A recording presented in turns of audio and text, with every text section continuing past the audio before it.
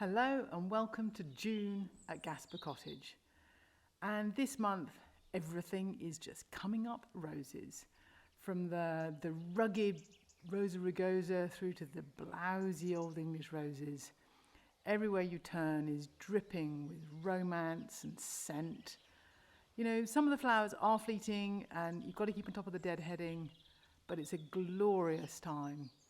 And this little one is scrambling up the sides of the pergola, and it's just forming an absolute mass there up at the top. And as you come across from the pergola, obviously you get the fun that is the little privy. And you know, hold that shape in your head, because that's what we've done to the privet.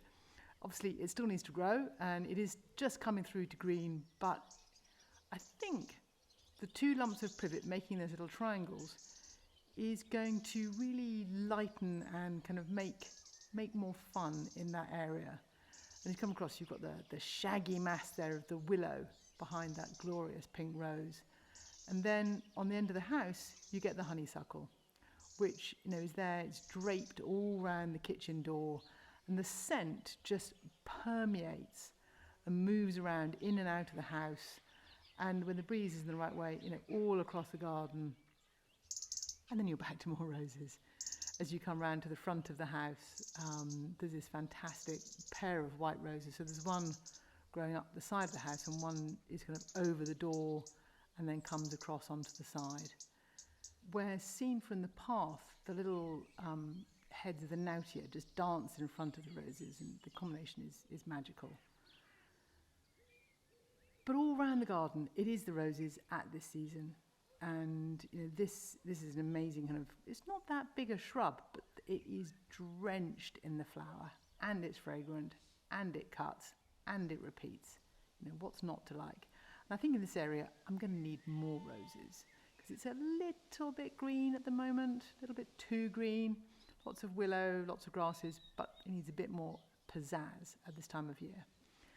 And then as you come out into the orchard area, the roses get smaller, flowered, the more kind of dog rose, elegantissima, the little single flowers. That's what I tend to find fits better out in those wilder areas. And all through that area, the level of foliage is really now picking up, and it's starting to feel green finally. But it's also the season, as well as the roses, the oxeye daisies. And yes, they're on every roadside, but they are still a beautiful plant, and the way they dance in the wind and jostle in with all the other orchard plants and all the meadow is amazing. This area by the end of the pond is really, really coming into its own now. It's starting to be full and growing, and all round the pond the planting has matured and developed, and some things are starting to multiply and spread themselves around, and what likes it is doing well. Some things are fading, but it's really now, you just can't see any of the made edge of the pond at all. It just feels entirely natural, which is now, this is its third year. This is its third year.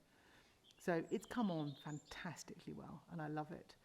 And the whole of this meadow area is filled with the oxeye daisies and with lots of ground elder, but we love ground elder. But then as you get to the edge of the drive, there's this peony, toughing it out, fighting with all the grasses, but it's amazing. It's given so much flower, and it is ornate and beautiful and crazy and mad, but very fleeting. So I'm kind of happy that it's by the side of the drive, not in a really valuable spot. And in here, through all the studio garden, there's so much to look at. Every single inch has a flower and an interest and an excitement. And when you take the whole thing together, the effect is almost a sort of dizzying cornucopia of delights. And there's pointy things and round things and flat things and low things and high things. The colours are quite bold through here. That little tiny dianthus down at the bottom there.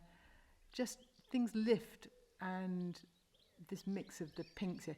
It's a very challenging spot that. It used to be driveway and there's very little ground, but actually a lot of these plants are very happy with that tough ground. There's a kind of giant malva that's come in there now.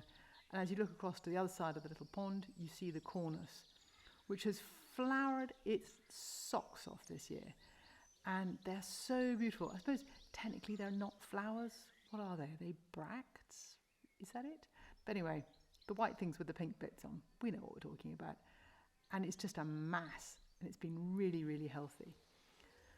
And then up by the house, again, some of the same plants repeat, but again, the effect through here, through this curved border of the alchemilla and the nepeta, and then this is a little carrot relative, which we use quite a bit in the front garden.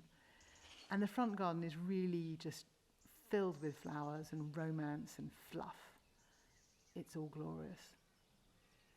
And as you then, turn away from the house and look out, you've got another rose and you've got this magnificent dark leaf elder on one side, basically hiding the railway. That's its main job.